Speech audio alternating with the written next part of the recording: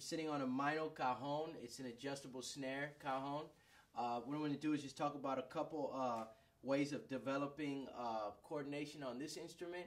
And also I have, you may not be able to see it, but I have a foot pedal with a cowbell bracket. I have actually a tambourine on it right now. And then I have shaker. We'll talk about that and adding it in with the Cajon. Now what I often see is when it's only a Cajon player and he's playing as the drummer, this is the scenario we're going to talk about, because a lot of times if there's a Cajon player and it's in a pop setting, he's normally going to be the guy on the drums. Although sometimes I also play Cajons with a drummer to add extra bass, and we can talk about that in a second. So anyways, you're the only drummer and you're playing. You want to remember, if you're going to be sitting on this thing for any length of time on the Cajon, it's going to get to your back after a while because there's no support. So you are your support, your muscles here. So you want to have good posture. Now the way that the Cajon, most Cajons are made, you don't have to go all the way down really far. You can, and it's great for control and dynamics. You know, there's different ways of playing, but it's not necessary. Everything can be done from here, okay? Now what we want to do is we want to have, again, good posture, and we want our hands to be flat, and we want to be straight, right? And for our bass, this is an adjustable snare, so you're going to hear the snare even in the bass a little bit. We're right here, just enough down so that because there's a bar right here on the other side of the wood, so that we can get more of a flat pop sound.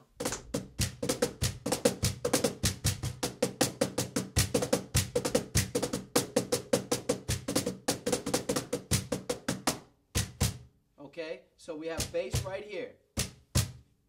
And what I do sometimes, and this is not conventional, but if I'm playing for a long amount of time and to be comfortable, every now and then I'll actually lean the drum, especially if it's on rubber feet, just a little bit back. But you got to be careful. You don't want to fall in front of everybody, right?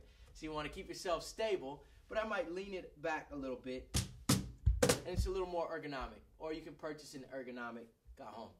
But that's what I'll do. And then every now and then you get excited and you might bend down, but you want to be very careful about your back, because when you're constantly bending it over, you could create injury. So you want to prevent injury as much as possible. Now, to develop this, what we want to do is we can actually incorporate different styles of playing. We can incorporate finger playing, like in the tabla or the darbuka in the Middle Eastern world, right? If we can do like a Turkish split finger type deal, where we're actually doing index, and then ring fingers, right? And we can add that inside.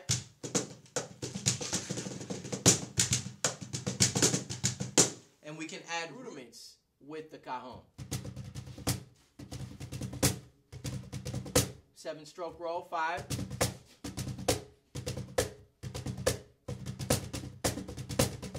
Right?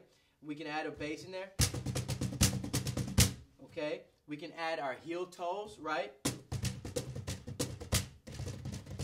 Okay? And we can add even just like regular little fills in there, like the tabla. Right? Our index finger and our long finger. Okay? So there's a lot of different things. So just finger rolls.